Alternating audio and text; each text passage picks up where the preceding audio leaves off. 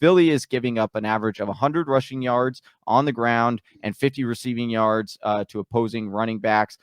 One thing that'll be interesting, though, they have yet to give up an opposing touchdown to a running back so far this season. Right here. Monday night football matchup. We have the Dallas Cowboys hosting the Philadelphia Eagles in a divisional battle here. It's a 51.5 point over-under with Dallas favored by 4 at home.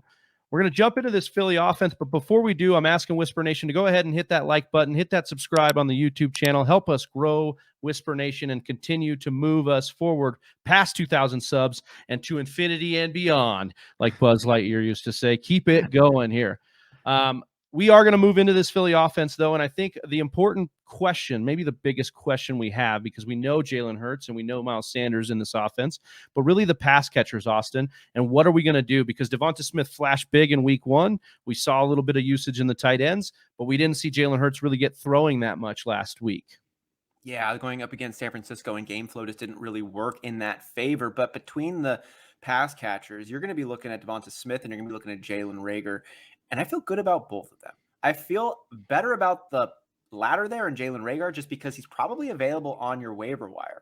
And a big reason for that, despite him being the clear number 2 on the Philadelphia Eagles offense with a 71% snap percentage, 48% there for the third and Quez Watkins.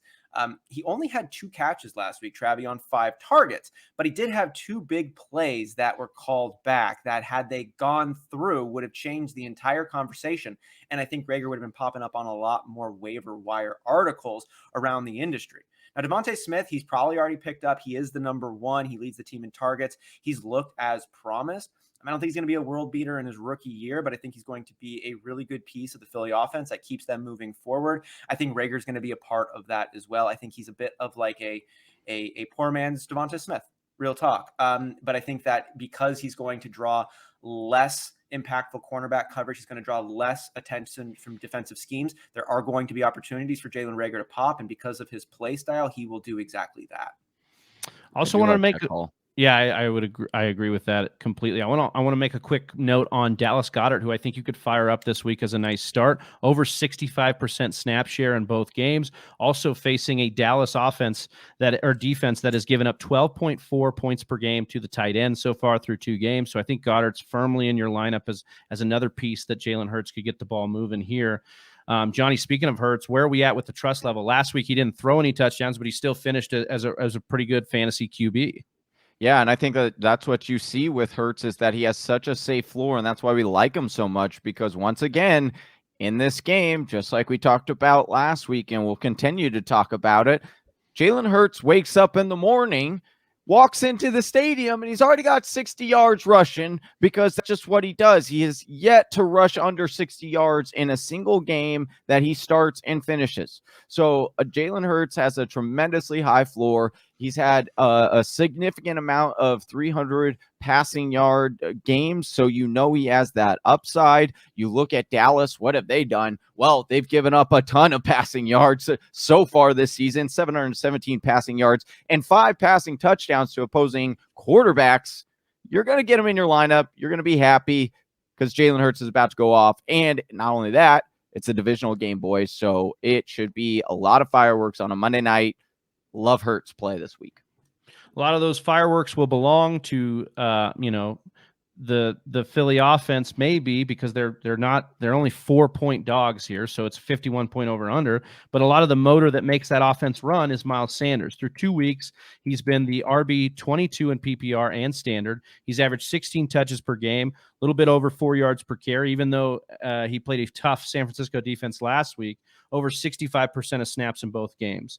We look at Kenneth Gainwell. He's averaging 10 touches per game and showing flashes, but he's still more of the handcuff at this time. I want to look at this matchup for Miles Sanders. Dallas looking like a pass funnel. They've allowed just 11.5 fantasy points per game to running backs, which is 5th lowest in the NFL. It seems the teams are knowing they can attack through the air on Dallas. So we'll see, because that'll be a test for Hurts and those pass catchers, as Austin was talking about, because they haven't been the most effective just yet. Sanders seems to be a focal point of this team, however, and I think the volume should float him here. You're obviously still putting him in your lineup as one of the few guys averaging over 15 touches per game through 2 weeks. All right, the rest of the fireworks belong to the Dallas Cowboys offense. Dak Prescott and company are getting in there, and we've got a situation where he continues to have some banged up weapons here.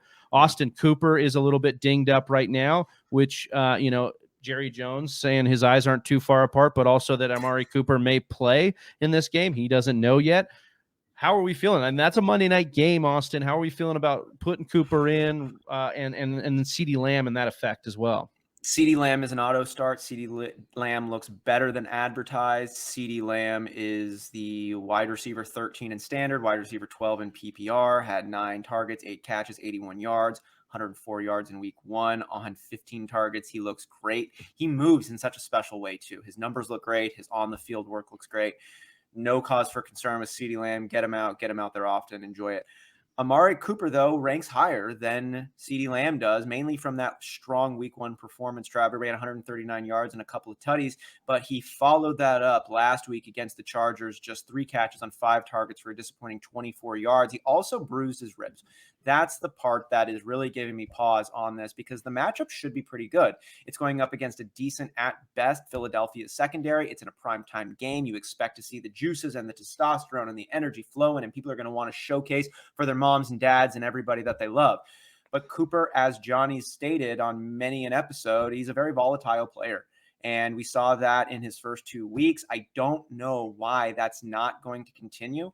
Honestly, the only case I can come up with against and why I think Cooper's going to have a good game is because they're just going to flat out need it, Travis. It's a 51.5 point over under.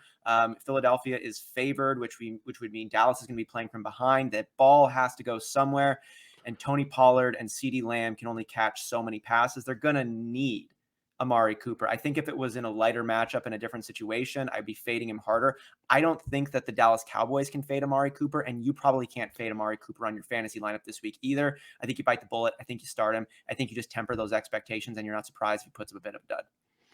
Yeah, I think there's some interesting things you could try and do with Cooper. I've seen, I was toying with the idea. I have Cooper in a couple leagues. I was toying with the idea of picking up Cedrick Wilson as a stash because Monday night, should Cooper be in an active, maybe you could roll him out there. But something about Wilson's floor just really scares me. I don't know if I'd be willing to do that, but it's something you could play with if you're adamant about getting Cooper in there. It could be a quick backup plan. I want to talk a little bit about, speaking of these pass catchers being banged up, Michael Gallup's out. We know he's been out for a little while. And I wanted to ask the question because we see dips in production. Dak went from a world beater 30-point performance in week 1, came back to earth with 0 touchdown performance in week 2, and could have sunk your lineup. And so we have to ask questions for you, Whisper Nation.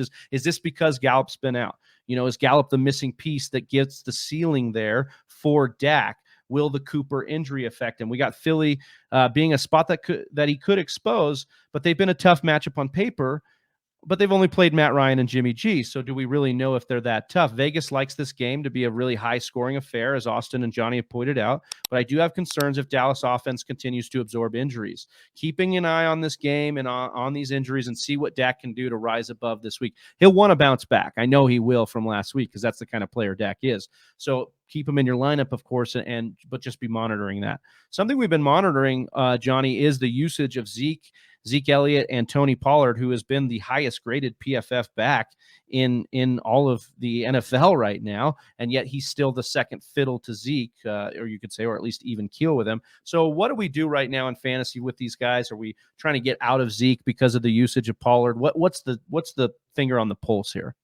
So far, this has been pretty wild. I know that a lot Tony Pollard letting you know, like, hey, he's a severe handcuff or one of those elite handcuffs that you definitely need if you draft Ezekiel Elliott. What we've seen so far through 2020, through these 2 games, right? The touches, Ezekiel Elliott 18 to Tony Pollard 16, pretty even. 10+ yard plays, Ezekiel Elliott's only had 2. Tony Pollard has had 5, much more explosive. He looks much more explosive on game film. Carries of 1 yard or fewer, Ezekiel Elliott has 6. Tony Pollard had 0. So a lot of things are skewing not only in Tony Pollard and saying that Tony Pollard should get more volume, but you talk about Michael Gallup not being here because of injury. You talk about the potential with Amari Cooper missing this game. It just leads me to down the road of saying, like, you need to start both Tony Pollard and Ezekiel Elliott. I understand the touches aren't looking great for Ezekiel Elliott. I just kind of made a maybe a somewhat nasty point for Ezekiel Elliott. Some people might be panicking, but the reality is that they're giving Ezekiel Elliott plenty of work. He got the goal line carry. I know that Tony Pollard did get a goal line score as well, but I would not completely panic off Ezekiel Elliott right now. I still think that he is one of the solid running backs that you can have. This is going to be a situation of a Cleveland Browns running backfield with Kareem Hunt and Nick Chubb, right? A lot of teams are doing this thunder and lightning style of running back usage. And I'll just continue to say, like, Ezekiel Elliott is getting a lot of snap share even still. And so I do project him long-term to be the guy that you want. And I do see the usage upticking currently from Tony Pollard because Gallup is out. And I could see it again because Gallup is out this week and Cooper banged up, whether he gives it a go or not. So I am looking to start Tony Pollard this week as at least a flex. And Ezekiel Elliott, he is a solid RB1. Could be a low-end RB1 now as opposed to a high-end RB1, but you're still getting him in your lineup in this matchup because Philly is giving up an average of 100 rushing yards on the ground and 50 receiving yards to opposing running backs. One thing that'll be interesting, though, they have yet to give up an opposing touchdown to a running back right so far this season, so it could be alluding to a little bit more of a throwing and a Dak game than we might think. Johnny looking to start both of the Dallas Cowboys running backs. We are looking for Whisper Nation to hit that like and hit that subscribe and continue to help us grow the channel over 2,000 views. Or subs, sorry. You can also check thefantasywhispers.com for our weekly rankings for any more lineup conundrums. For Johnny Game Time Hicks and for Austin Sear, I am Big Travie, and we are the Fantasy Whispers, and we're out. Peace. Right here. Congratulations on making it to the end of the video. If you still have a lot to say about fantasy football, maybe you want to give Johnny a little bit of crap for his take today, then go on over to our Discord channel and join the conversation there. Click the link in the description below. And if you still want more content, check out one of these videos. Homie, don't you hear the whispers?